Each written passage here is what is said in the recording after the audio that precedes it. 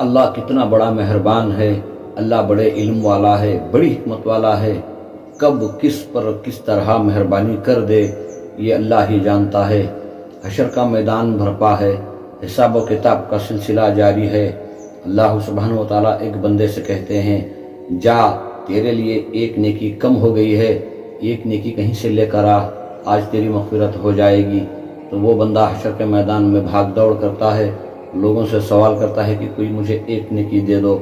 وہ نفسی نفسی کا عالم ہے، وہ حشر کا میدان بھرپا ہے، وہاں کون کس کو نیکی دے گا؟ مگر وہ گھومتے گھومتے ایک ایسے شخص کے پاس جا پہنچتا ہے جس کے پاس صرف ایک نیکی ہوتی ہے۔ جا کر کہتا ہے کہ میں آج بہت پریشان ہوں، ایک نیکی کم پڑ گئی ہے، اگر کہیں سے مل جائے تو میری مغفرت ہو جائے۔ تو وہ ایک نیکی والا بندہ سوچتا ہے کہ اس کے پاس تو بہت ساری نیکیاں ہیں، یہ پھر بھی پھنسا ہوا ہے، میرے پاس صرف ایک نیکی ہے، میرا کیا بن سکے گا؟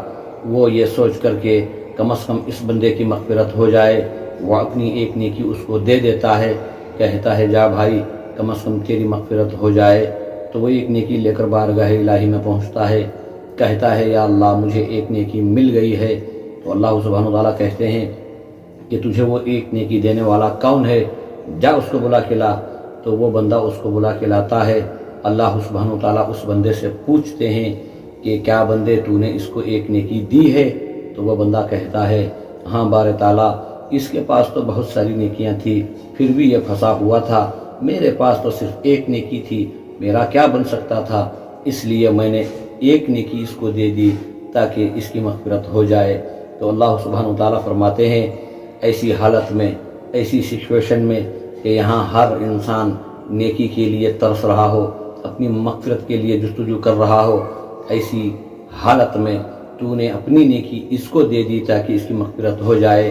یہ تو نے مہربانی کی، یہ تو نے اس پر جو احسان کیا اس کی بدولت جا میں بھی تیری مغفرت کرتا ہوں، تو بھی اس کے ساتھ جنت میں داخل ہو جا۔ اللہ سبحانہ وتعالیٰ ہمیں شعور عطا کیا، عقل عطا کی، اشرف المخلوق کا لقب دیا، تو ہمیں چاہیے کہ ہم دوسروں پر مہربانی کریں، دوسروں کے ساتھ اچھا سلوک کریں۔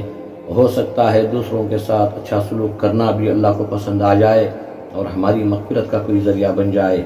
دوستو اس واقعے سے معلوم ہوتا ہے کہ اگر ہم دوسروں پر رحم کریں گے تو وہ ذات ہم پر رحم کرے گی، یہی سوچ کر ہمیں زندگی گزارنا ہے۔